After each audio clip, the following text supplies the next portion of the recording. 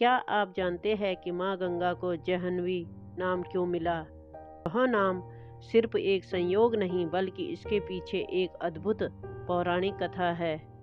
जब गंगा का वेग इतना तेज था कि उन्होंने कई ऋषियों के आश्रम बहा दिए, तब एक महर्षि ने उन्हें अपने तपोबल से पी लिया।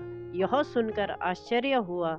तो आइए जानते हैं कि कैसे महर्षि जाह्नू ने गंगा को निगल लिया और फिर कैसे गंगा उनकी पुत्री बनी।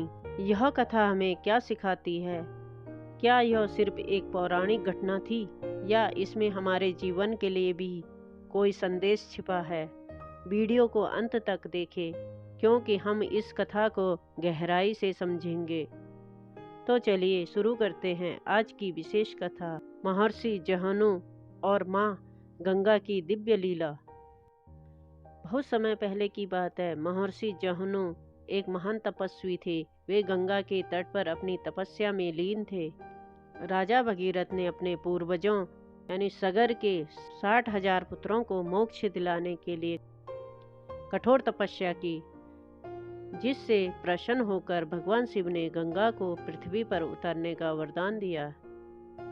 लेकिन गंगा का प्रवाह अत्यंत वेगवान था, जिससे पृथ्वी के नष्ट होने का खतरा था।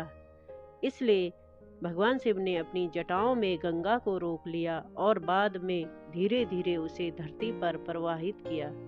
गंगा के वेग से महर्षि जाह्नू का आश्रम डूब गया।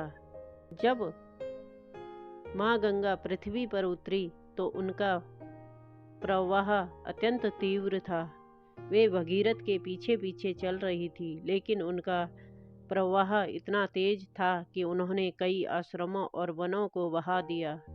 महर्षि जाह्नू का आश्रम भी इस जल प्रवाह से प्रभावित हुआ। यह देखकर महर्षि को क्रोध आ गया और उन्होंने अपने दिव्य तपोबल से पूरी गंगा को पी लिया। देवताओं और भगीरथ की प्रार्थना। जब भगीरथ ने देखा कि गंगा का प्रवाह अचानक रुक गया तो वे चिंतित हो गए। सभी देवता और ऋषि महर्षि जाह्नू के पास गए और उनसे प्रार्थना करने लगे कि वे गंगा को मुक्त करें।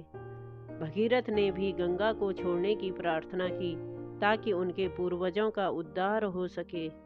महर्षि जाह्नू संतुष्ट हुए और उन्होंने अपने कान से गंगा को बाहर निकाला। माँ गंगा बनी महर्षि जाह्नू की पुत्री।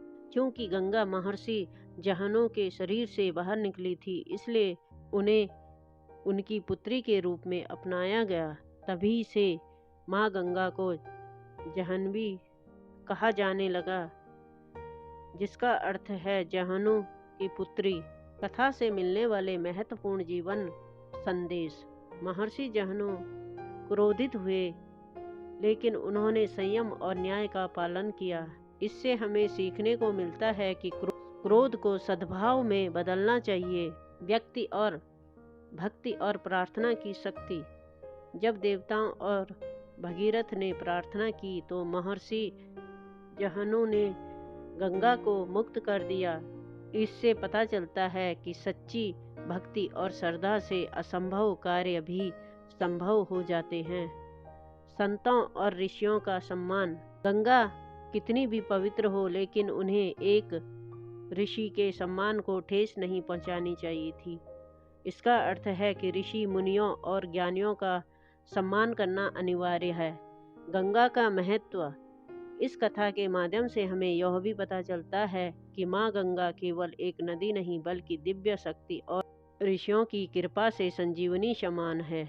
माँ गंगा जाह्नवी का नाम महर्षि जाह्नवी के आशीर्वाद से पड़ा। यह कथा हमें सिखाती है कि क्रोध पर नियंत्रण रखें, भक्ति में शक्ति होती है और ऋषियों एवं ज्ञानियों का सम्मान करना अनिवार्य है।